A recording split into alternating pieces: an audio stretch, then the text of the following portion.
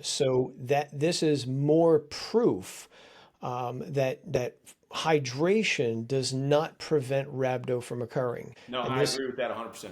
this is something that's so prevalent in the fitness world. I hear it all the time, but I drink water, water, water. Water doesn't stop muscle fiber destruction. And that's what rhabdo is. And that's something, again, the fitness industry, for whatever reason, hasn't picked up on it. And so I'm glad you mentioned, I'm sorry it happened, but I'm glad you No, no, I mentioned it. understand.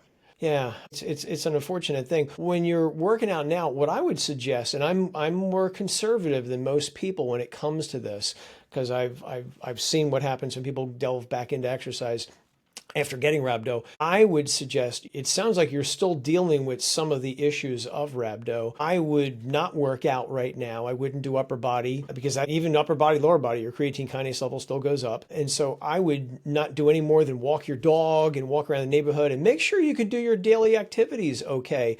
Walking up steps, going down steps, doing whatever it is you need to be doing during your daily life. Your ADLs, improve your ADLs first. When you can do them okay, then go back to exercise. And then you also mentioned when you're working out, you're doing 50%, but you're doing it a couple times a day or a couple times a week, excuse me. So I would agree with your kids, back off. When you do go back to working out, again, my own opinion, I would start with 1 day a week, see how you feel with that. And then, go to maybe twice a week and eventually 3 times a week, but give it time. The cool thing about the body, and you know this, we don't atrophy overnight. The body does not atrophy overnight. It takes a few, well, most people, about 2 to 3 weeks before you would notice some atrophying going on. Just general activities not working out.